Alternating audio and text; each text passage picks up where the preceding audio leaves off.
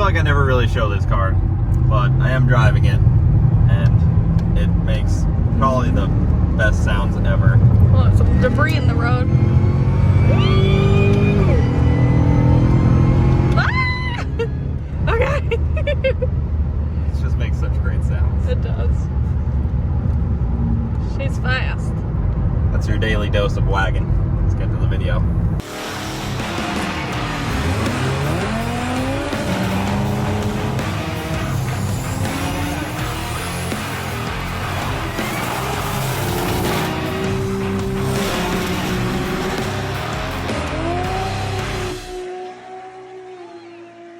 Good morning, guys. Well, I am back home now. I just had to drive like 6 hours to go get a motor for Chip, but guess what? We now have a motor for Chip. So as you can see here, it's an LS and it's fully dressed. Intake, 2 oil pan, throttle body, like accessories. It's got all the stuff. A lot of this we're not going to use. Intake, accessories, oil pan. I'm not going to use all that stuff, but it's nice to have it, put it on the shelf. It's all in pretty good shape. I mean, this, I'll definitely toss that. That's not needed. But details about the motor, pretty simple. 706 head. It is a 5.3 with 200,000 miles on it. And the only real downside of this motor, it's a Gen 3 LS, which for you guys that don't know LS's, Gen 3 basically only means really one thing, and that means you get weaker rods. People have pushed the Gen 3 stuff pretty far, you know. It's definitely no Gen 4 stuff, but you know, you pay for what you get. As far as I know right now, it's Gen 3. I know some of these later ones of the Gen 3, they came with the Gen 4 rods. It was kind of like whatever GM had when they made them, but you will never know until you really open it up. I know it is from a 2003 Sierra, and it has 228,000 miles on it. That's the VIN number. I don't know, but I know it's a 5.3, so that's good. And clearly this motor came out running. They took pretty good care of it when they pulled it out. They put plugs over everything, so this company definitely does this a lot. Local guy up in Orlando had this and talked to him, and he said, yep, it's here, come get it. So came up and got this, spent $700 on it. That's worrying, but I'll make sure I chase the threads on that. But, you know, it's not perfect. I'm gonna have the heads gone through most likely, do a cam, kind of just how it works, you know. You gotta kind of roll the dice a little bit on motors. But it's in good shape. It has a little bit of surface rust, but all motors kind of do. Clearly out of a junkyard. It has the junkyard stamp on it. So now to get it out of the truck, which is going to be hard because it's on this thick pallet and then it's on this thing, and I don't know how my engine hoist is going to go that high. Probably have to pull the intake off to get it easily, which is fine because the intake's coming off anyways. Yeah, now I'm just thinking out loud, but pretty excited. I'm happy to finally have a motor to put in it. This motor is definitely not going to be like the end all be all motor. It's a small displacement iron block, so I do plan on putting this in, you know, building it off of this motor, mocking everything up, and then, you know, down the line in a few months I do plan on getting a motor together for it that's an aluminum block, bigger displacement type of deal, you know, like something with a little bit more bottom end power. That would be the goal. So I'm just gonna put this motor together in a very mild point, and then I can go from there, because I did not feel comfortable working on that car without like the motor. Without like any motor. So I'm just gonna, you know, go through this one for the time being until, you know, we get to the point where we want something a little more beefy, and then we'll go from there. So this will be basically the level 1 motor, and then I'll put together a level 2 motor, but it's always nice to have a motor laying around. So fresh 5.3. All right, now time to unload this thing. So as you guys can see, it's very high up there. I'll give you guys a little bit more of a display. So it's like a whole pallet up, and then 2 2x4s, like 2.5 2x4s up. So it's pretty tall, and then it's also pretty far back there. Obviously we got it in with a forklift, And if you guys are new to the channel, I don't own a forklift. Yeah, I don't really have a whole lot of use for one. Now the fun part. I'll probably be able to shimmy this thing back a little bit, and then definitely we'll probably have to pull off the intake. Definitely, probably. That's a good one. All right, well, let's start getting this thing out. All right, so I started tearing it down in the bed of the truck just to make it a little shorter and also lighter, make it a little easier to kind of shimmy out, move around, do whatever. Couple things I've ran into so far, and I'm not thrilled about them, but it's part of the roll of the dice, like I was saying. So that exhaust bolt was pre-broken off, and so was this one. This one's not too bad. I could definitely get that one with the old welder. That one is going to be a little challenging, but shouldn't be too bad. Get some PB Blaster sitting on that to hopefully loosen them both up. Haven't sprayed it yet, but this side is even worse. So I got a couple out. This one's broken off, and these two got out. That far one's broken out, and then there's two more. That one won't come out, and that one won't come out. I ruined the plug wires getting off, but honestly, there was no shot I was using these plug wires anyways. No telling how old they are. They're just not as high quality as some I can get. And for a car we're trying to make some power with, you know, it's good to just have some good plug wires. Definitely a good rule of thumb.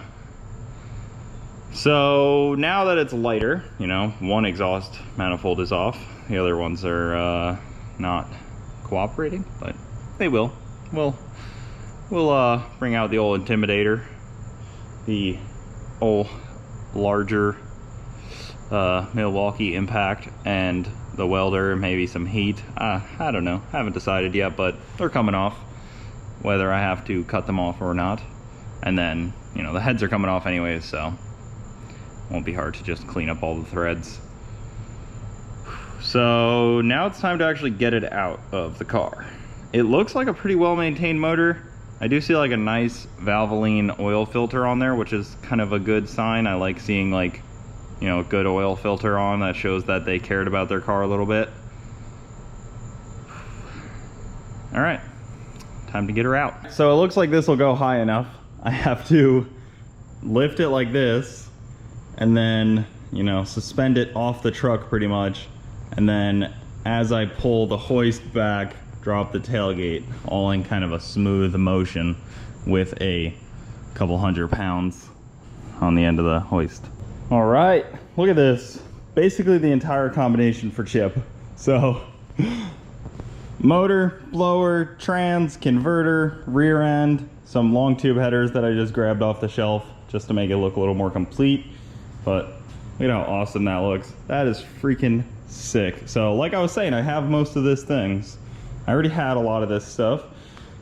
Obviously, you know, I just got that and I just got that, but otherwise it's really not too bad. It's a very complete setup, and it's gonna be so at home in that Mustang. So I'm gonna need a different oil pan. I have a few different ones on the shelf that I can try. I got the V1 oil pan, F-body oil pan, I have a Holley oil pan. Like I got a few that I can try, so that'll be good. I can figure out which one's best, which one's the best sumped and everything. Converter, this is some old converter that took from James. I borrowed from James. I've been using it's James's converter. I've been using it. I mean, he has really no use for it at the moment because all of his cars make way too much power for this old nitrous converter that he had. If he ever wants it back, James, it's right here. You're welcome to take it back.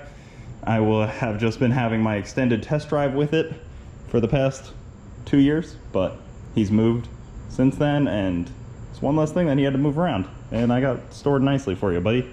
So this is the combo. So it's an unported blower. It has this Sniper EFI throttle body, pretty good size. I think it's, yeah, the 92 millimeter. So it's not huge, but the snout's unported, the blower's unported.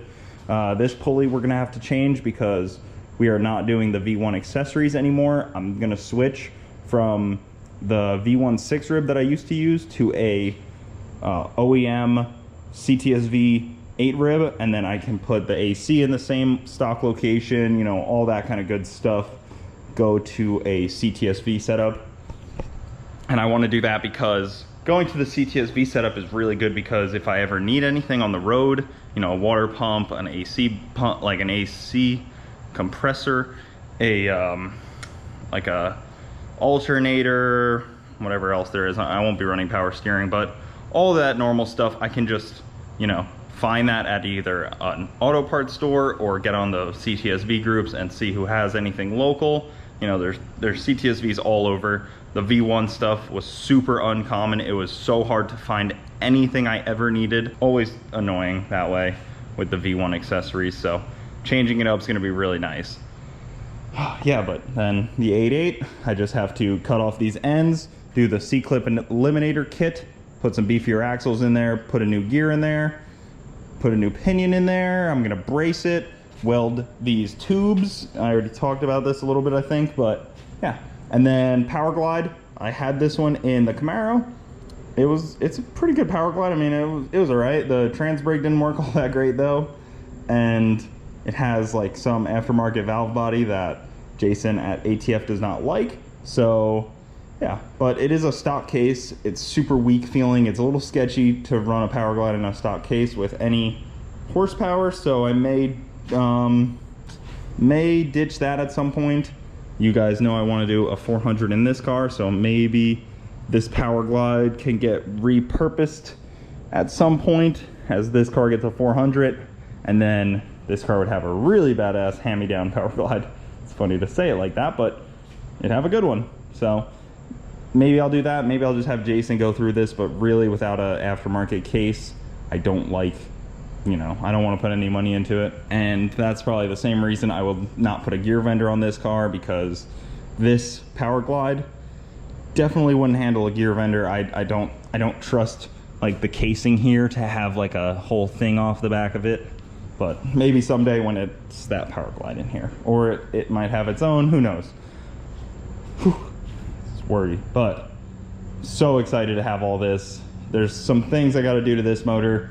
Definitely gonna get with Texas Speed and get some cool parts coming for this thing, get a whole dress up kit, clean it up, make it look nice, and this thing can go into chip as soon as it's ready, as soon as chip is ready, as soon as we you know, get the lift in the next couple days, and then we can start pulling apart chip.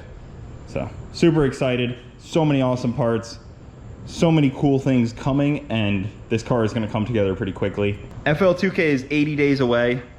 I want to make FL2K with chip, I really do, but it's going to be tough. A lot of moving parts. Not meant to be a joke, but yes, a lot of moving parts and a lot of things need to come together in a timely manner for this car to make it there. But fingers crossed, I think I might be able to do it. 80 days, so that will be the goal. I think it's possible. That's it. I mean, we are ready to start working on this car. So super excited. I hope you guys are too, because chip's gonna be really cool in the near future. But that'll do it, guys. Thanks for watching. Keep it saucy. I'll see you next time.